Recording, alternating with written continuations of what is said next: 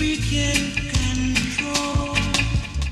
What's up, everyone? This is Therese Allen, aka T-zer, reporting again from A Live Story Amsterdam.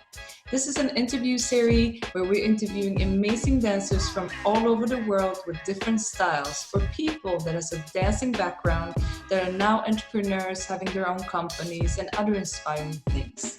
If you haven't checked out the previous episodes, don't worry, they're all on our Facebook page at A Live Story. The next dancer we will interview here is nobody else than Ida Nash, a Swedish dancer who brought her career to New York, background dancing for some of the biggest artists, doing commercial gigs, and much more. Today you're gonna get to know what it means to be a professional dancer in New York City and how life actually looks like when you're living off of dance. But first, let us take a look at who Ida Nash is.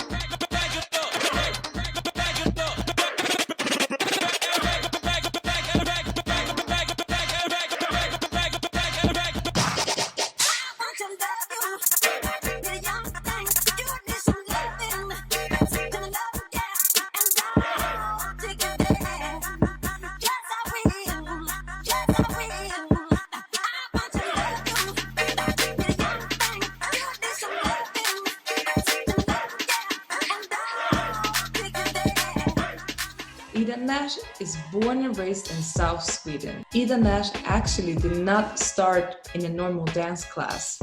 She started in the clubs. Ida Nash has worked and lived professionally in New York for about 11 years. She has been background dancing, done commercial gigs for big brands, teaching, doing runways, modeling, and much more. Ida Nash is actually also a painting artist. So before we get into this interview, you already know what to do. Press that like button, comment below, share, and don't forget to hit that subscribe button so you know every time a new interview comes out. Now, let's get it going. Welcome, Ida Nash, to this interview. How are you doing today? I'm great. I'm feeling good. I'm in the sunny Sweden. It's lovely here. Yeah, so actually right now you're in Gothenburg, but you actually grew up more towards the south. Can you explain a little bit how it was for you growing up? Who was the younger Ida Nash? I haven't gotten it diagnosed, but I'm pretty sure I have ADHD. So that kind of rounds off my personality a little bit. I'm very outspoken. I've always had an easy way about like finding new friends or, oh, hey, is this your dog? Let me pet it or whatever. That was me since I was a little kid. Growing up in south of Sweden for me, though, wasn't easy. I didn't have the easiest childhood due to a lot of factors, which I'm not going to go deeper into. We had a lot of roughness in our family and a lot of unfortunate circumstances that happened. I'm from a very small town. We started off having 2 horses out on the countryside. And then, a few years later into my teens, I moved by myself to New York City and became a full-on city girl.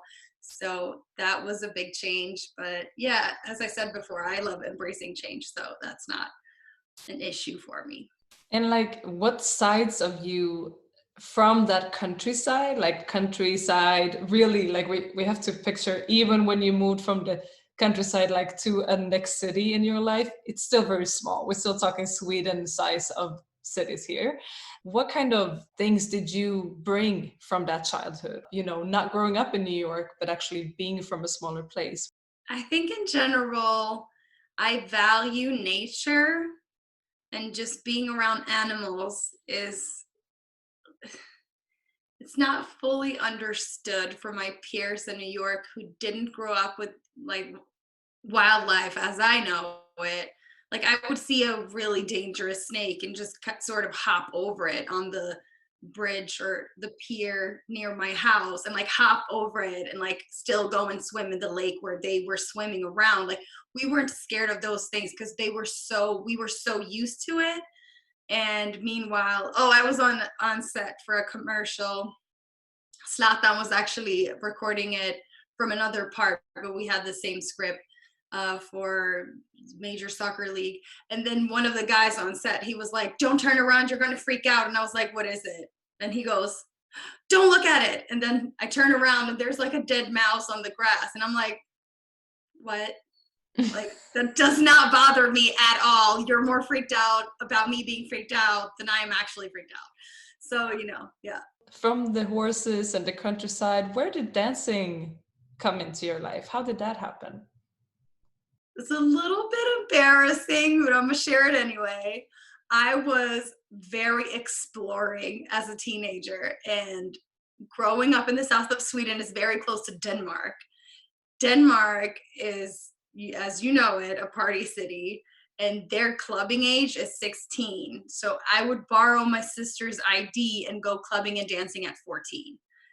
That's how I started dancing in the clubs as a teenager in a different country. Like my parents probably wasn't aware of it, but they were like, "Okay, she's fine. She's with some friends or whatever."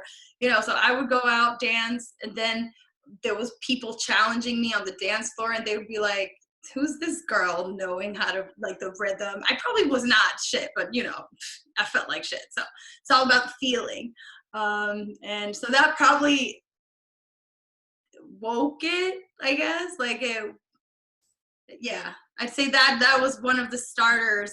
Even as a little kid, though, I always loved dancing. My biggest dream was, not that I'm for circuses, since I'm an animal lover, but I used to go to a circus with my grandmother, and I always saw these girls on the trapeze and these beautiful glittery outfits, and I would always admire that, and that was my dream job. Growing up, I'd always see myself being a performer and entertainer, which I ended up being, but not within the circus world. I've performed for a circus in New York, Big Apple Circus, but I have not like joined the circus, which is funny. But yeah, so yeah. Did I answer the question? Yeah. Like, it's funny because I also used to live in Denmark, and I know what you mean. And the clubbing scene, like compared to Sweden, would be having clubs open to 5 instead of 3. And just for people that don't understand, you literally had to take a train over the bridge to Denmark, and you doing that as a teenager, I think that says a lot about your character and your kind of approach to risk taking, but also approach to adventures. Yeah, and that's why I said it's a little bit embarrassing, because if my parents would watch this, they'd be like, "Okay, we didn't do a great job." But the freedom for me was like to explore that, to find my inner voice as a being, as a dancer, as an artist. And so I found myself as an artist in the clubs mainly, and then I ended up taking dance classes. My friend Linda brought me to one of her showcases that they do after each semester of dance. And then I was like, okay, I'm signing up for next term. Like, I'm going to join. And so I danced for them for about a year. And then later on, they told me, "We're going to do something crazy that we've never done before. And we're going to ask you if you can become a dance teacher here." And I was only 15, and my oldest student was 13. And I had danced for a year, but it was just like I was so passionate about it, and they could tell that I was just like all for it, that they were like, "Yeah, we're gonna just give you a shot," And I've been teaching dance and dancing ever since, which was when I think I joined when I was like 15, something like that. It's crazy. Yeah, it's just, I had the same story. I know exactly how you felt, and you like, wait a second. Like, I was just one of the greater dancers in dance class, and suddenly I'm gonna teach. Like, how do you do that? It's a confusing time, but it's crazy to look back that it's been 15 years since then, Yes. and you're still here and you're still doing it. Yeah. And they were right taking that Literally chance. half our lives. It's been by. But I'm really grateful for those opportunities, because it kicked it off in a really strong manner where I felt it was very giving.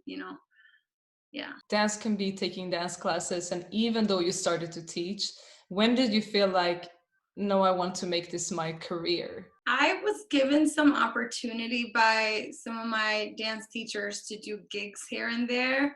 So I was actually, I saw that there was money in it, performing on weekends and stuff, teaching. Um, it started off pretty early for me, and then it had been a natural flow.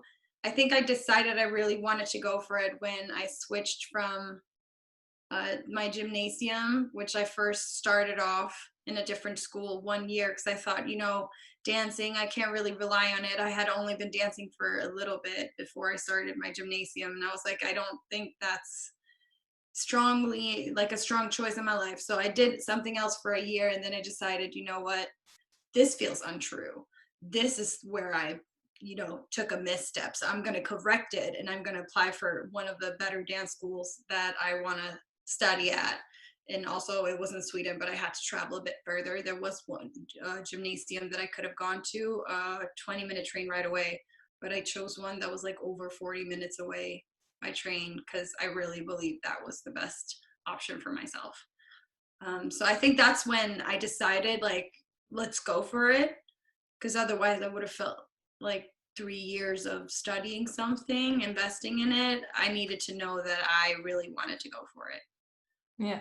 Yeah. So the gymnasium was kind of the test of like, is this the life Yeah. I want to? Like you started in the clubs, you went to an education, but I also do know that you have been in quite a lot of battles in your career and you competing and whatever. And everyone has that first time when you're like, okay, I'm just gonna go out there. Do you remember that? Do you remember your first competition or battle? Uh, I kind of don't. Like, I don't know when it started because, as I said, we started battling in the clubs. It was a genre itself, and we would be super inspired. I remember even in my hometown in Sweden, they would have clubs for like 15-year-olds, but it wasn't a drinking age. It would just be a club. They would allow us to just go there and dance and play really dope music. And at the time, You Got Served was just released. So we all knew not only the songs, but actually parts of the choreo. And there was some dudes over there, and me and my girls, we all knew it. So we were like, breathe in, breathe out. Breathe. Like, it was all of it. And we were loving it so, so much, Yeah. Did you also do the crazy match of like green shoes with the green top with the green cap, like where you did, because I remember being in that, like hip hop was supposed to be like that, and every battle you had to come with an outfit matching somehow. I've always had a crazy style, and people always blamed it on me being half Danish. They're like, yeah, because that's what it is. But I don't think I ever cared too much about if it matched or not. I was sort of the mismatcher. It would be the craziest big clothing, as you remember. I don't know why we wanted to drown. I literally moved to New York, and I went to one of those, sorry to say it, like the extra large stores, like the for big people. And then I went there and I would buy like an extra large t-shirt for no reason. It just felt like this is what I need for my hip hop class. There's no explanation for it. That was the time, that was the style. There was so many colors going on. It would be the colored block Adidas zipper with, some other color on the shoes. One time I even asked my mom, what shoes do you think I should wear? And I was wearing one like green and orange shoe and one Adidas and one Nike, which was like a yellow and white and something else shoe. And she goes, Ida, your style is so crazy. Why don't you just keep them both on? And I'm like, Wow. I'm not that crazy. I need one of them. I'm like, oh gosh, here we go. I'll just pick myself, But yeah, so definitely crazy style. Definitely crazy. Yeah. But you started to battle actually in real battles, and when I want to come into a little bit what became your main styles, because in the beginning you're exploring, you're trying a bunch of stuff, and also in Sweden, a lot of the styles that I guess both you and me were dancing were street dance, so it wasn't like categorized really. But what became your main styles and why? How? Um, I was always torn, and people always asked me, do you see yourself as a what we call technical? There's technique in every single dance style, but when dancers speak of technical dancer, I want to go like that because I feel like it's disrespectful towards all the other styles. But technical dancers, ballet, jazz, modern, contemporary, usually tap is included of those. I've studied a little bit at Ballet Academy in Sweden. Um, that I was split between that and the underground battle scene, hip hop, popping, not so much locking, but I learned a little bit of top rock. I'm not a break dancer at all by any means, but we touch upon like, house dance, a lot of different styles. At that time, I felt like I loved lyrical and I loved contemporary and all that and jazz and stuff. And then I also loved the battle scene, the hip hop and the other sides of it. So I hadn't really, it was hard for me to pick. Like I didn't even know. And I was like, why do I have to pick? I love dancing, right? So I just want to explore and just grow as a dancer. And when I moved to New York, voguing was definitely where I found myself. That's where I felt even more comfortable than in any other style that I had ever touched upon before. And the further I went, deeper into it I went, I grew as a dancer. I understood my body language. My freestyle grew in other styles as well. I just understood how to, use the different parts and twist my body in different ways that I wasn't able to explore in my mind prior to it. And that's very much thanks to my mentor at the time, or for a long time, Benny Ninja, who was such a great teacher, such a great mentor.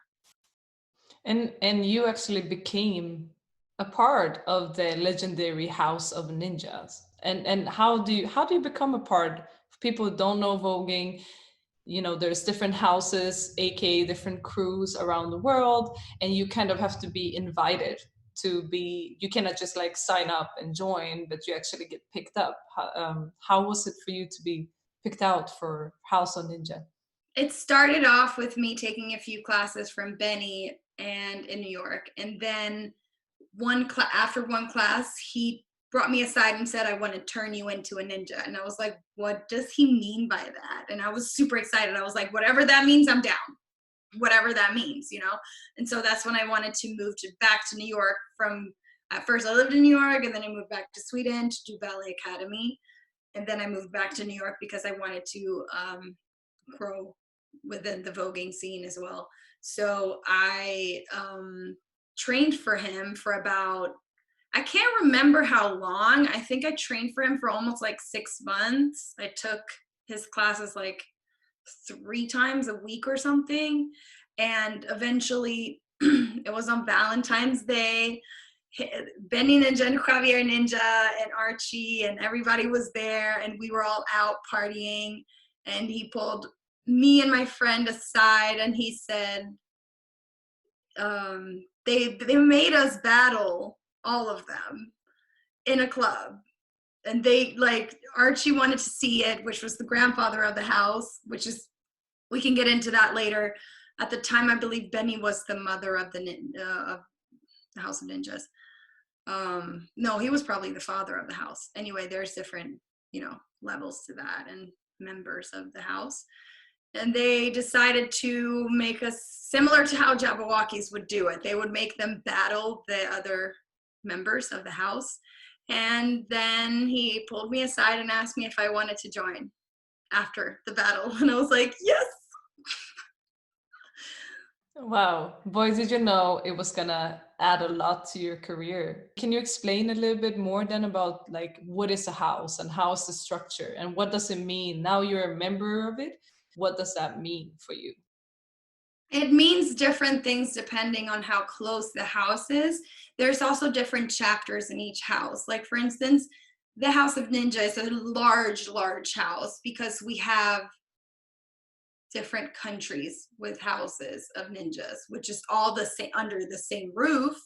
But depending on how they do it in each country, they might meet up and practice, or they might, you definitely support each other throughout battles and stuff. And I was one of the people that chose to take it more towards the commercial side, which there's a lot of opinions about as well.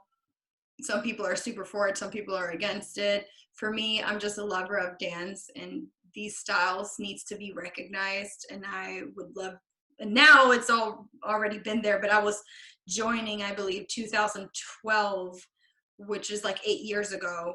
And at the time, voguing was not mainstream the way it is mainstream.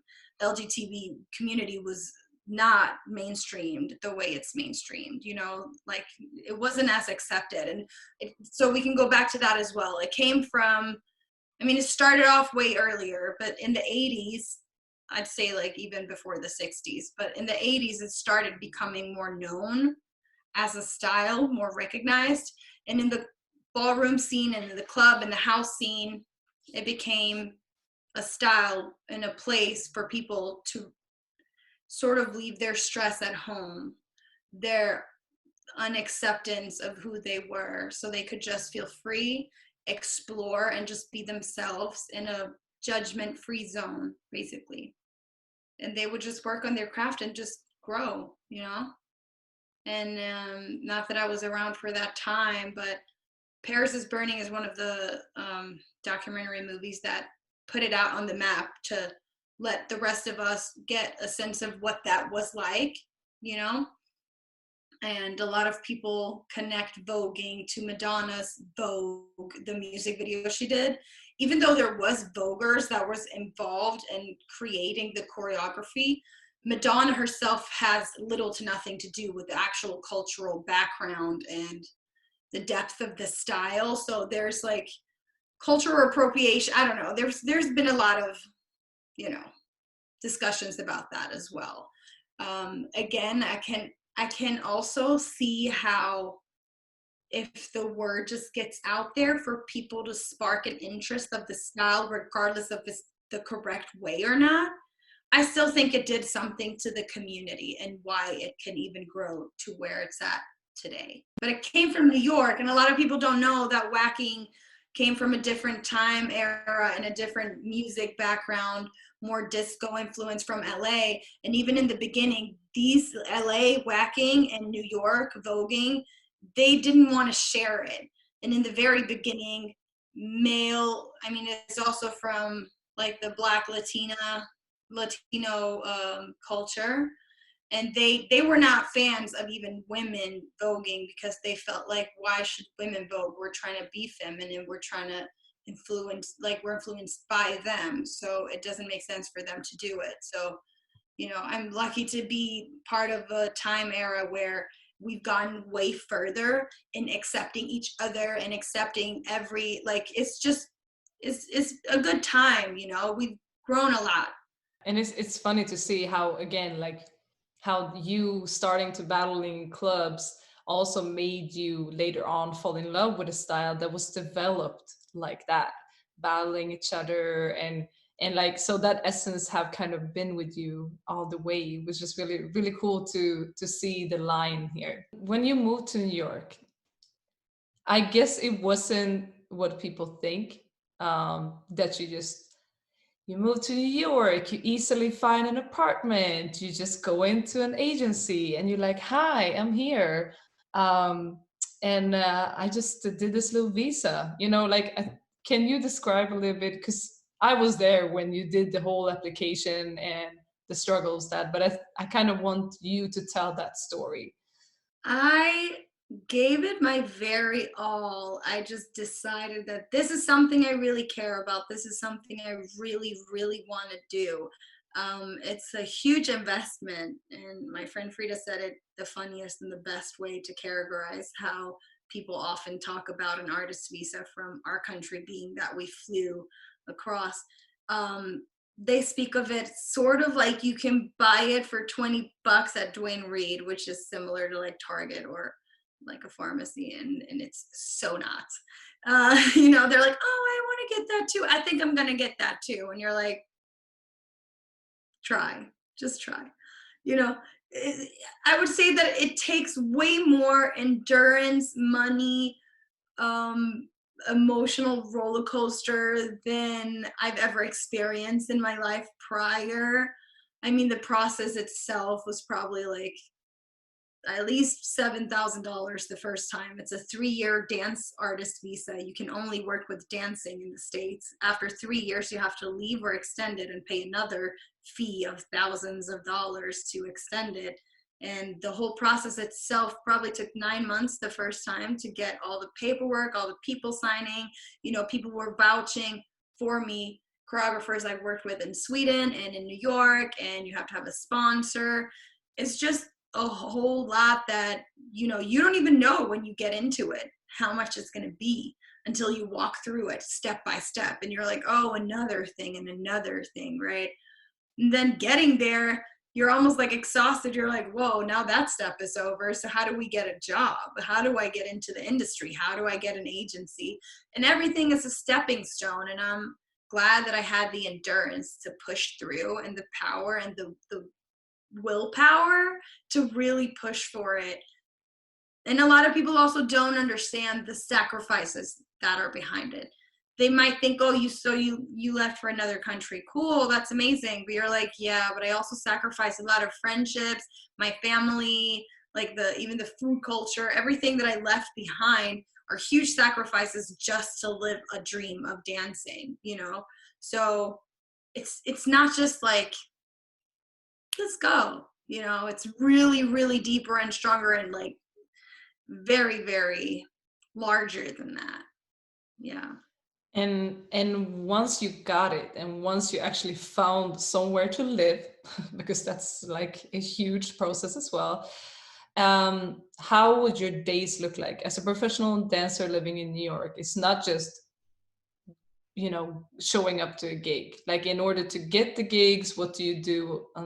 You know, how did your days look like, basically? Okay, the easiest way I can explain it, at least my last 4 years, at least it looked differently than my first part of it. And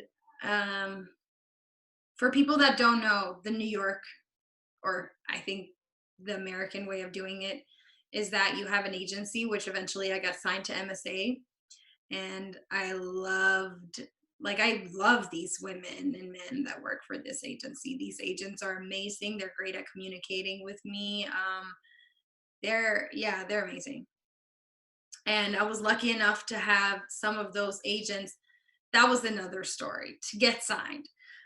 I was again in a club, always in the club, always in the club. It started off with me performing in a burlesque show with Ice-T's wife, Coco. I had a solo where I vogued a little bit. I had, you know, a solo, which was also backed up from some male dancers. It was really cool. The choreographer is also the dance captain of Lion King on Broadway. He's amazing as well. I was lucky to be part of that show.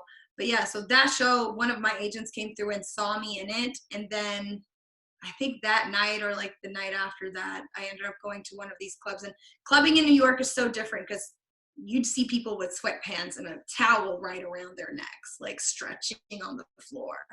You know, it's not just the place to hang out, have a drink. Nobody buys drinks. Like, no, I don't even know the profit of the bar, but I feel sorry for them. Like, these people are like, give me a water.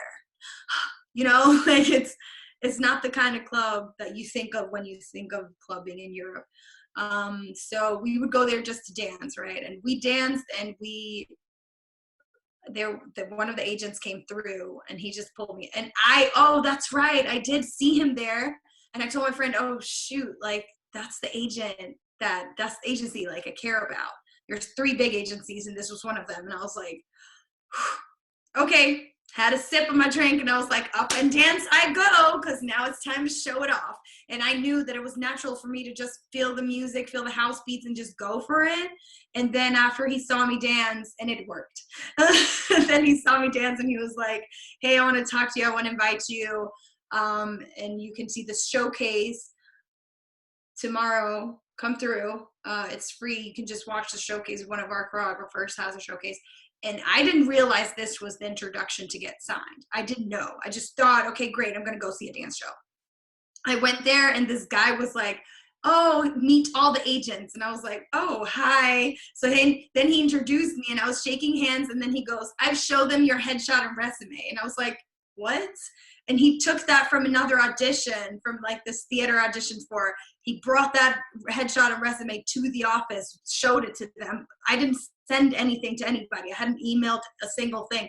They just saw me in that show that I mentioned prior, the burlesque show, and then he saw me dancing in the club. And so then he had said, I really want to sign this chick, which I didn't know at the time. And then, then they're like, let's set up a meeting. And I was like, at the show, at the dance show, they said, let's set up a meeting. And I was like, okay, now I get it. Like, I'm about to get signed. Like, this is incredible. And then again, there are so many tricky things with this artist visa. You're not allowed to be on Broadway, which I managed anyway. You're not allowed to do a bunch of gigs that, and one of the agencies that didn't sign people with artist visas at the time was this agency. And I had another friend who went into the meeting, got denied because they told her, you know what, we would love to sign you, but because you have an artist visa and it's so limited, we are going to choose not to sign you. So I didn't know at the time, like, if we were going to follow up and go through with it. So I go to the meeting, and then they're like, normally we wouldn't sign people with this visa, but we truly believe in you, so let's sign it. And then I saw the pile of paper, like the contract papers, the pile of papers, and she took 2/3 of it and said, these are the jobs you can't do. And she put it in the trash. And then she gave me the rest of it. And I was like, and then I felt even more gratitude, because I was like, no, girl, I'm going to work so hard. Like, you have no idea. I'm going to work so, so, so hard, because I know that you're going for it with me, and I'm going to prove to you that it's the right thing. Like, that gave me even more, like, let's go, But being assigned to an agency like that is basically not guaranteeing you jobs. And I think that is what people don't understand. So you getting signed, that's a whole process. You got in. Now what happens? With sometimes 700 people, not sometimes, there's a yearly audition for these three major agencies, which in New York is usually Block, MSA, Clear. Those three big dance agencies is usually what people go for. There's other smaller agencies, clearly, but those are the three big ones. And they are usually one yearly audition, and there's usually 700 people. And I had gone into Block and Clear, and at the time, I think I didn't have an artist visa.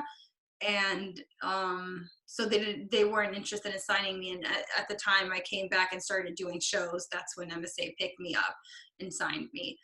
So after that, the process of their process itself is they get asked by a casting director, which showcases them, like, they show them, here's an opportunity, we're casting people for this show, gig, a commercial, cruise ship, contract, whatever, right? So this is what we're looking for. Dancers who are this and this height-wise, who look like this, who can do this styles, sometimes who can sing, who can whatever, all the things, like, they show them a list. This is what we're looking for.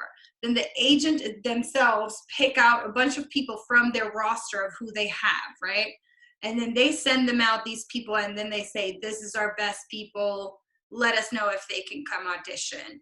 The casting director then picks a few of those people that they believe will suit the role.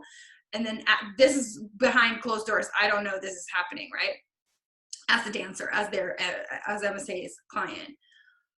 After that process is done, if they choose me, then I will get a personal call to that audition, casting, whatever. Sometimes you even get as much as a personal time slot with your personal time slot. Like, nobody else will dance. That's my favorites, because that's when you get to just go in, do your little thing, and leave. You don't have to spend 7-8 hours, or some auditions are like 6 hours. Come back in 2 hours. We're going to audition the males. And it's like a whole day. And then eventually, out of 500 people, they scale it down, and they still need to scale it down more. And I wouldn't say it's a waste of time, but you invest so much time in it that I prefer if they were more aware of what they were looking for.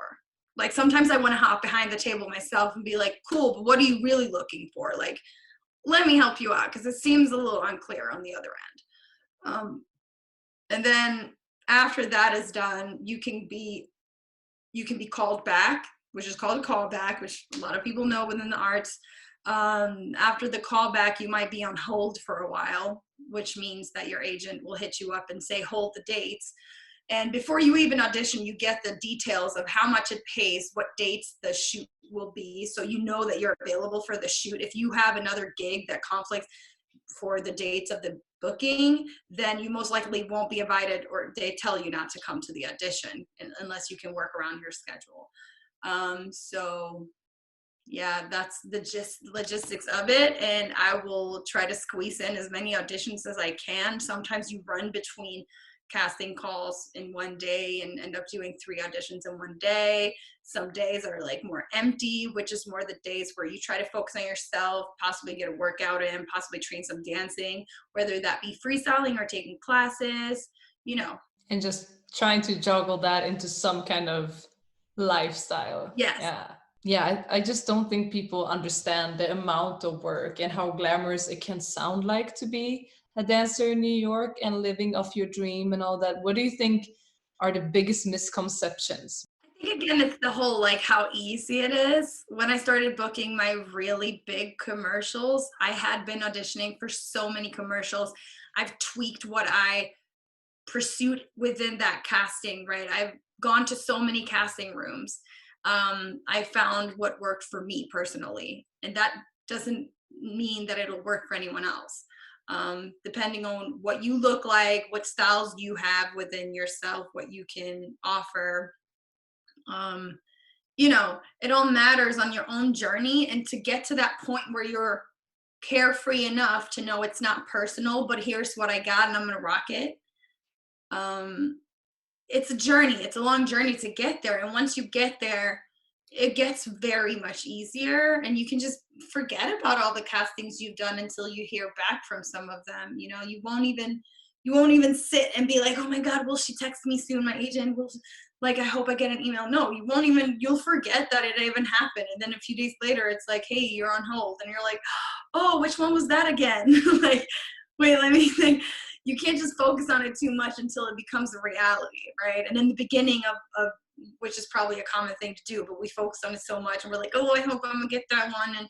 And sometimes we still feel that way, clearly, because it can feel very like you get attached to certain gigs. You're like, oh, that would be a dream come true, you know? But I think the misconception is definitely that things are easygoing. And when I started booking big commercials, people sort of started saying, oh, I'm gonna do that too. A little bit sort of the same as with the artist visa, that you can just hop in and book it. Meanwhile, there's a long process, a personal journey. There's like all the time. And also you can't have a full-time job, because sometimes I think the shortest amount prior to an audition I've ever gotten is like 20 to 30 minutes. Hey, can you be at 14th Street in 20 minutes? They're asking you to come in. You know, it's like this. So like, people think that you just like have another job to get that steady income to be set and like stand your ground and still do the other thing, but it doesn't work that way. You have to be constantly available to it. And once you open up those doors and once you find your voice within it, that's when you start actually booking the bigger jobs that pays better. I mean, that's how it was for me. I'm only talking from a personal perspective here. Yeah. But also that personal growth, as you mentioned, like not to be completely destroyed of a no. Like that must have taken also some time to get past and gain that self-confidence of, oh, then they were just not looking for somebody like me. Like it's not personal. Like how did you deal with that pressure? Yes. I definitely had like, you know, the brain emoji, yeah, that was like, what? Oh, well, okay. Like when I was 25, it sort of just like clicked in me. And I realized my worth is what I make it. And if I put my foot down and I'm like, no, I'm supposed to get this much. If you don't want me for the gig, I won't do the gig. And most of the time they're like, great, we'll take you anyway. We'll just add whatever. They say there's no budget. All of a sudden there's a budget. Like, it's fine. We just have to know that we're actually like very much worthy, you know? And I think, yeah, I can't even explain how I got there. It's just the long personal journey to just know it's not personal. It's a personal journey to know it's not personal. Like, that really is what it is. But knowing it's not personal makes it so much easier to take a no. And we have to become professionals at taking a no. You're going to get so many no's. But the one thing that a lot of my friends would say is each no is getting you closer to a yes, which is true. If that was the third no, and then you have 2 more no's to go, and then you're like, here it is, the big job I'm waiting for. Like, you just got to keep pushing through, honestly. And when you realize it's not personal, there's no harm done. There's nothing, maybe they ended up booking a Black girl. Am I supposed to fuss over that? No, it's great. She booked it. Yay. I might even know her. It's a small community itself to be a dancer. I'm not going to be like, why didn't they book me? Like, they just didn't look for my look didn't do it. Or sometimes we're taller than the artist themselves. That never works. Like, it just basically doesn't work. It depends on if it's a female or male, but like, having a male rapper and then having super tall background dancers. Again, it's not personal. You just got to let that go. I always knew, like, a certain amount of artists, I always knew, like, oh, I wish I could work for them, but they're mad short. I'm never going to get the opportunity. Like, I'm not even that tall, but, like, clearly they're not going to be here next to me, like, it's just, so they're going to have my other friends who are shorter, and they're going to book those jobs. I'm not even going to attempt it. I'm going to be like, cool. I think that this is like so entertaining to listen to, because I just think that, there's not a lot of people that have been in your shoes and like can understand the amount of auditions, the amount of no's, the amount of yes, and maybe there was a yes and something changed. It's just like the business is like that. But your personal growth of getting that confidence of knowing it's not you definitely must have affected you as a dancer. Now, how has your dancing life and your development within your career affected you as a person? Can you see what have you been taking away from your career of being a dancer into your personality? Well, the whole brain emoji happened while I found worth in myself as a person, as a being, not just as a dancer. It wasn't separated for me. At the time, I was dating someone in a bad, like we weren't in a good relationship. And when I had that moment, I broke up with him. I moved from that apartment. I actually got signed. There was a lot of things that shifted for me, because it was like, no, I'm here, I'm alive, I'm well, and I'm worthy. And so I think they just go super hand in hand, like where you see yourself as a human, as a person, and who you are as a dancer. You can't just be worthy in one area. You'll be worthy in all, you know your worth. So you just got to hold that ground and stick to it. And it's a constant journey of working on it. You can't just be like, oh, so since I got there now, I'm gonna stop working on it. Like, that's not how it goes, Can you, I know this is a hard pick, but can you tell me about one of the gigs that you just loved the most, that made you feel like, oh my gosh, this is exactly why I do this. This is why all those years has been worth it. Do you have one of those gigs that you're just like? I do. I have, and it was, okay, so it was a commercial for Adidas. I booked it as a lead role, and I'm gonna tell you why it was special to me. It was the whole, again, now I've touched upon like how the audition process goes, which is a long journey itself to get signed, to get into the right casting room, to be seen. At first, you're also seen by people who are not related to the product. They work for the casting directing room. So they just film it, and they send all these millions of hundreds of people, not millions, but literally hundreds of people get seen within like a day or two. And they send all these tapes, slate. Hi, my name is Ida Nash. I'm with MSA Agency, like all this stuff. And then you dance, and then you do whatever they ask you to do. Eat the fake burger, and now look up and smile. Like, you do your little takes, and then you're like, wait, can I do that again? You do your take, they film it, they send it off, and then you probably have a callback where the table is now filled with production company people from that, the company, the brand. And so this one audition, I auditioned, it went well, I was happy about it. It was for Adidas, so I was like, fuck it, I'll wear an Adidas shirt, I'll put on an Adidas hoodie. I'll support it. And that's also another thing we got to be aware of. If you know it's for Nike, you don't put on an Adidas shirt. Like, it's something you don't do. So I was wearing this Adidas shirt. I came in, I felt like, yeah, it was good. I vogued a lot. I then got called back. I did the callback. I think that time there was 2 callbacks. The second callback we started getting it was a larger group of people into top 3. It was me and 2 girls, and I was like, oh no, like, this is my job.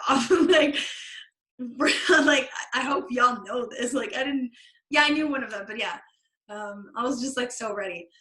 When he then pulled up the recording of the inspirational video he wanted us to look at, I had a personal connection to that video, and it fired me up so much. The video, so prior to this, a few months prior to this, I did an audition for Bose, the headphone speaker company Bose, and the contract was like, I can't remember the details, but I know it was like $3,000. The one dancer that gets picked get to fly out to London. We blocked out half of London. They will dance by themselves through the streets of London with the headphones. Like, that was the whole like layout. I'm like, oh my God, a trip to London to see some of my friends, to just like shoot the dopest commercial ever and be the one person they shoot and shine the light on. And in that audition, I remember feeling like, I don't know how to do big flips in gymnastics. And how would they book someone who doesn't fill the streets of London, right? They need to do something large, like something insane, circus act, you know? And so I felt like I wasn't enough, which was funny itself, because then when my agent called me and said, you're on hold, I was like, what? I'm on hold for it? But then at the end, they ended up booking someone else. And probably because I felt like it wasn't gymnastic enough, right? Because I was like not doing truly what felt true to myself as a freestyler. So when this casting director pulled up in the callback for Adidas the video of the Bose commercial that I knew the details of, which I hadn't seen yet, he was just like, this is another commercial they shot in London. I was like, great, let me see it now. So there was this girl, and she was just vibing. She was just enjoying the music, basically in a sweatshirt with the headphones on. And I was like, man, I could do that too. Like, if I was just more true to myself, I just got again, like, whoa, I could just be myself. Like, I don't know what they're looking for, and I shouldn't look for what they're looking for. I should just provide what I am great at, right? So it just fueled me so much. And when he like closed that computer and pressed play, I was like, let's go! Like, oh, I killed it. Yeah, I was actually so good at that audition. I don't know if that's one of the best times I've ever danced, but I was so fueled up. And so I ended up booking it, and that was one of the best gigs for many reasons. There was 40 extras on set. It was just my scene. It was like Ida the star, basically, with all these different Adidas gears and some stuntmen that lifted me up. I did some crowd surfing. I'll send you a clip of it. And yeah, I was treated with so much respect. And that's another aspect of the dance scene that we do not get the respect and love we need on set. We get to work with some of the biggest artists. We don't get paid enough. We don't get respected enough. Like, there's just so many lack of things within this industry because people use it. Oh, but you love what you do, right? So aren't you so grateful to be here, right? So, you know, like, we always get like shoved aside a little bit. And for once I got treated like, wow, it was just so great. It was really great. And they told me later on that they auditioned more than 500 girls, and I was the one girl they picked. And I was just, yeah, it was like, wow, just wow. And I've seen the commercial, and you look like you are on the top of the world, on the top of people lifting you up.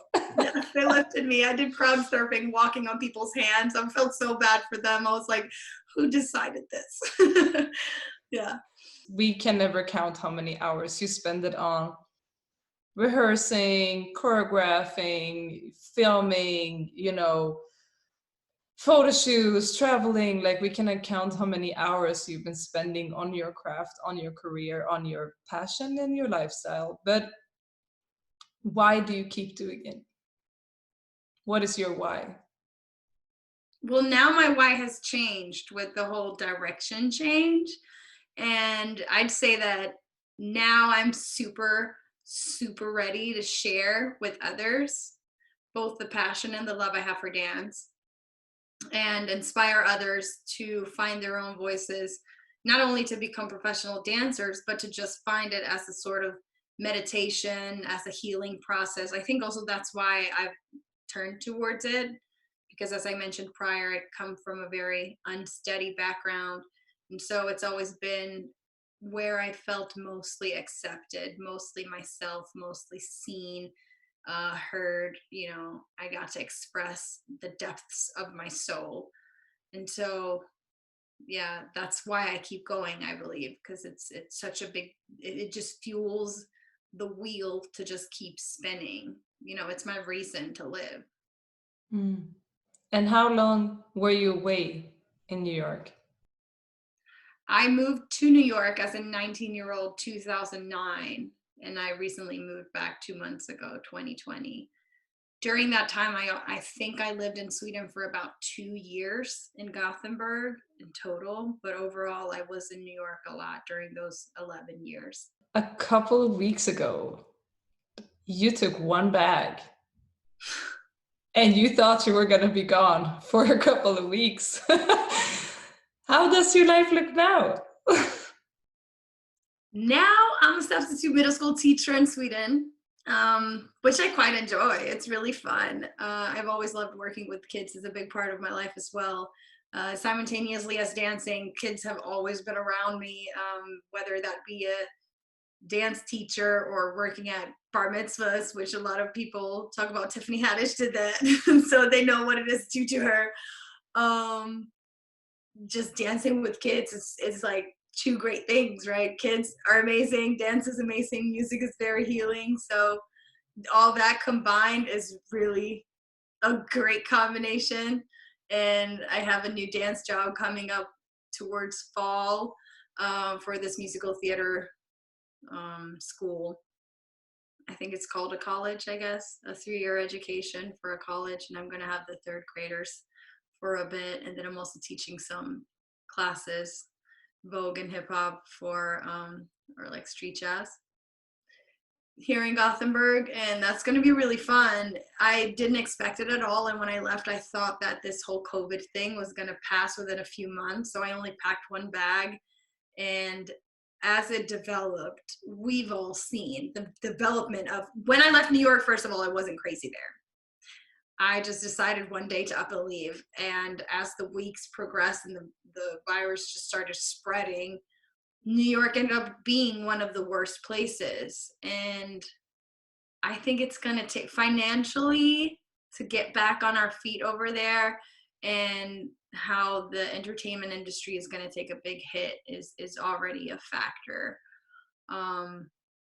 So I just made the decision to stay in Sweden, because I'm not going to be able to just wait it out and leave everything I've got going on over here to go back there and dance a little bit more, and I've already come, since I've been there for over 10 years in total, like, I feel like I really did work really hard. I had a great career. I worked with some amazing artists, some amazing creatives, choreographers, agents, that at this point I started embracing a change soon to come, which would have been in 2 years when my third artist visa is finished.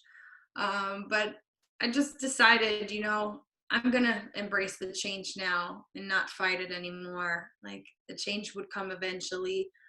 I want to grow and do other things, and it's very limited to be on an artist visa in New York to only be able to dance. So I knew that the time would come soon, and the time just came way sooner than expected.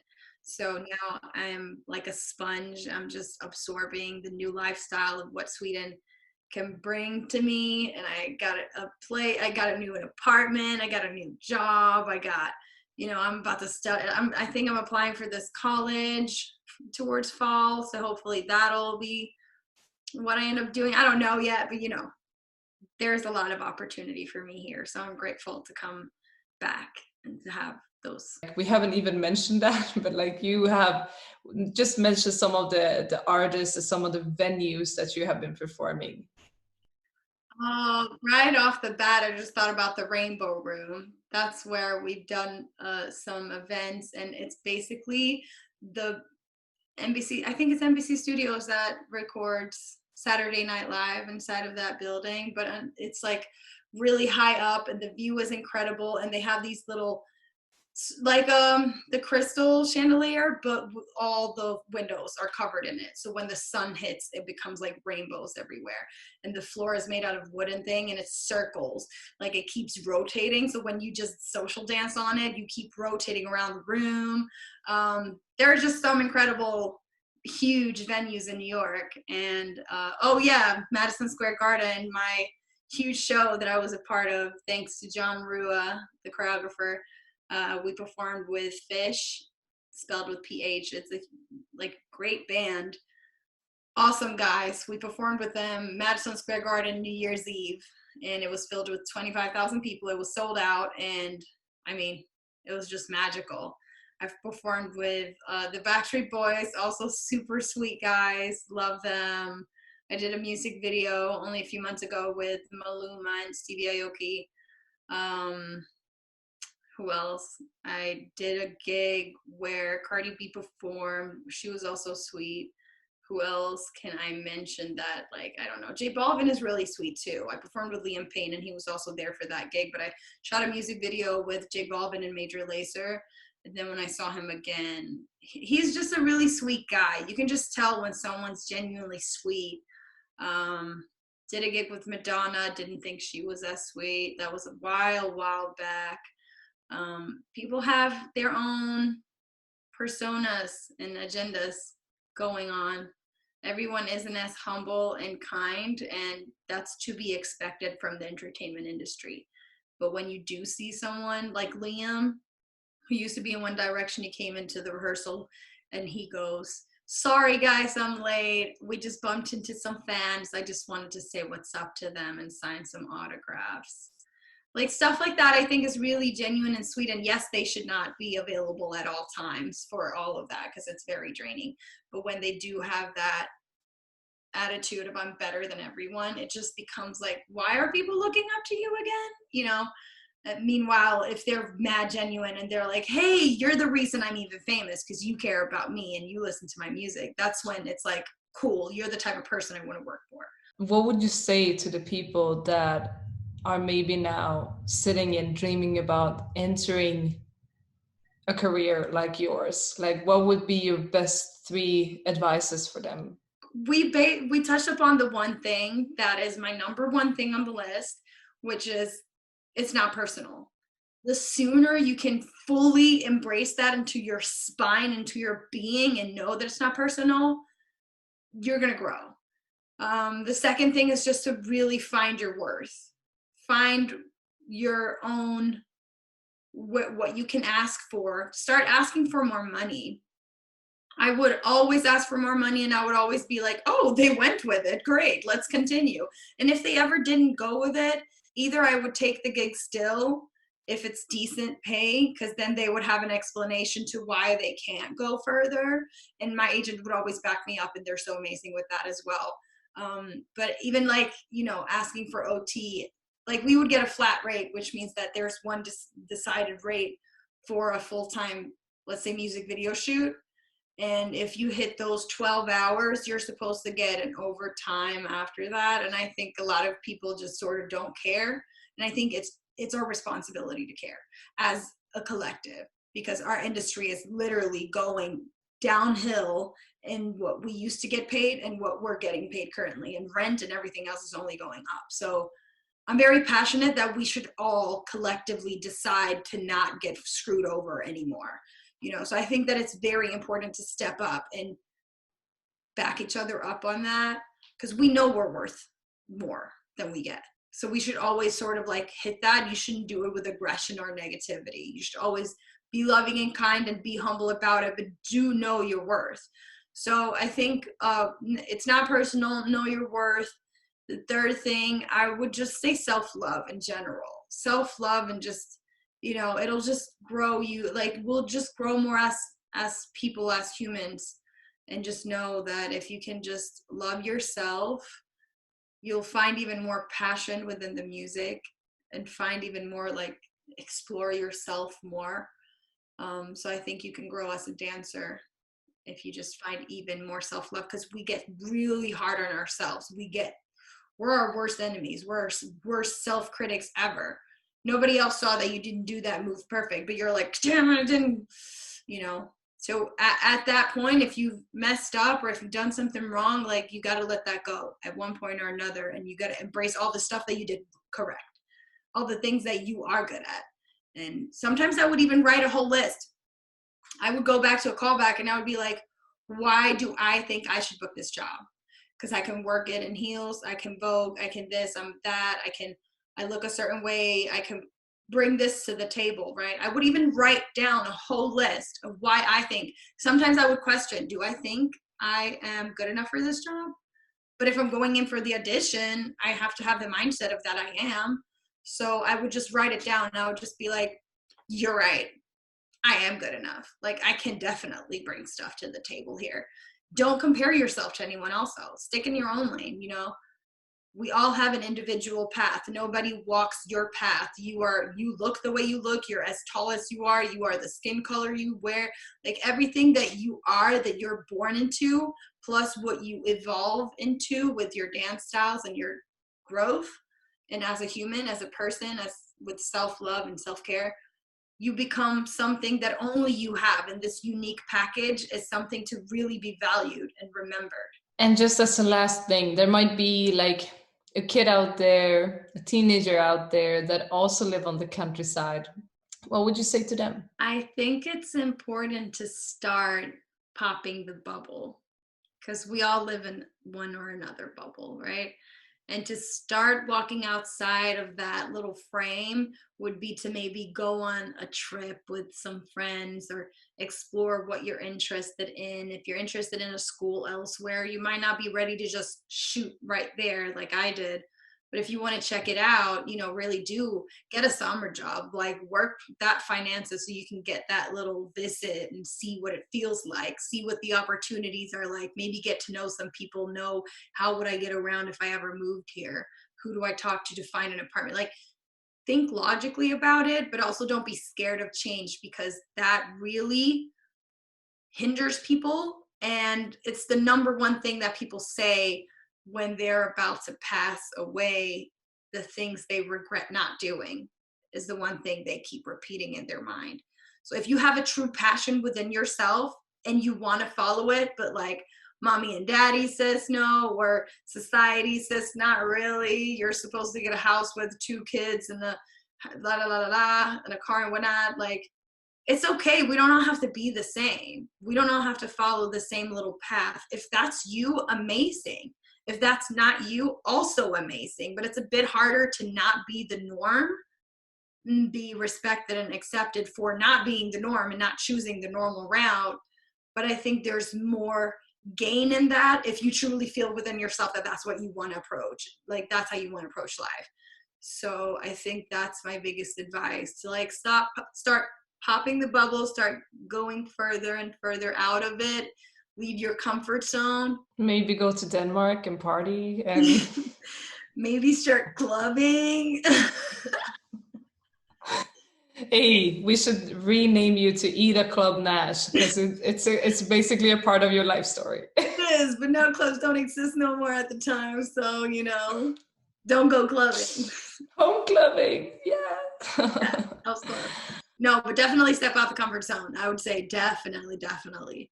And like, it's not your parents' life, it's not society's life, it's not your friends' lives, it's yours, and you are the only one living it. So the choices you make actually matter. This has been an amazing, like, I know that we have just scratched the surface and there's a lot more to tell. And of course, there's a million other stories that have happened. But hopefully, you know, we have the chance at the live story to give back to you and your crazy memories in other episodes. But for now, thank you so much for sharing your life story with the world. It's very appreciated. It's super inspiring. And yes, thank you. Just thanks for sharing, really. Thank you. And for anyone listening, I hope you felt inspired in some way. Yeah, just thank you guys. Thank you also for having me.